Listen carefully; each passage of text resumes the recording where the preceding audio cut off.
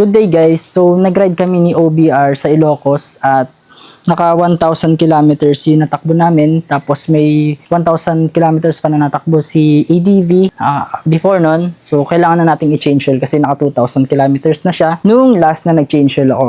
At ang gagamitin ko nga pala ngayon ay Honda Fully Synthetic Scooter Oil. So suggest naman kayo kung ano yung magandang scooter oil para sa ADV 160. Yung hindi masyadong ma-vibrate at pwede pang daily at pwede pang long ride. Syempre, huwag yung mamurahin guys kasi fast tayo sa mga ganun. At ang kakailanganin nga pala natin ngayon dito kay ADV is itong 17mm. Kailangan counterclockwise. Tapos dahan-dahanin nyo lang. Tapos kailangan nyo ng pangsalok para hindi kumalat. Yung mga napag-drainan nyo pala guys, huwag nyo basta-basta itatapon yan sa basurahan. I-dispose nyo yan na maayos. Tapos punasan nyo rin pala tong oil filter.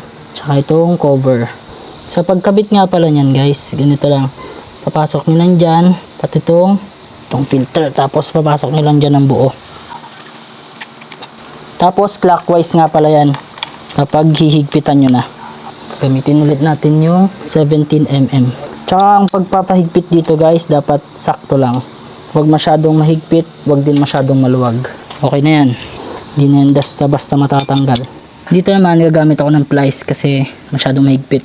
Pag natanggal nyo na, counterclockwise ulit yung pag-ikot. Tapos pupunasan nyo rin to guys. Huwag nyo nga hayaang hindi punasan yan para matanggal yung mga extra oil. Tsaka yun dun sa may ito. Pero masyadong malalim at mahirap abutin. Punasan nyo lang. Tapos ipasok na natin ito torotot. Torotot yan eh. Tapos dito nga pala sa oil natin, huwag kayong sasobra sa 800 ml. Dapat, kasi ang recommended lang dito sa makina ni ADV 160 is 800 ml lang.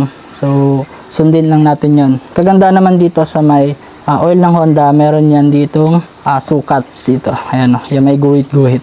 Tsaka kapag magpapa-change oil kayo guys sa mga mekaniko, kung mga nagtitipid naman kayo, ugaliin yung kunin yung natitirang 200 ml dito kasi may natitira pa yung 200 ml eh. So tara, lagyan na natin. Make sure nyo na ano nyo yung mga bolts ha. Huwag yung maglalagay kayo agad ng oil tapos hindi nyo pa pala naigpitan yung mga bolts. Yan, ganyan lang, dahan-dahanin nyo lang. Tapos i-check nyo din kung sumobra na ba kayo. Diyan makikita nyo naman kung lumampas na kayo sa 200 ml. Yan, okay na. Tapos hintayin nyo na lang bumaba yung oil dito.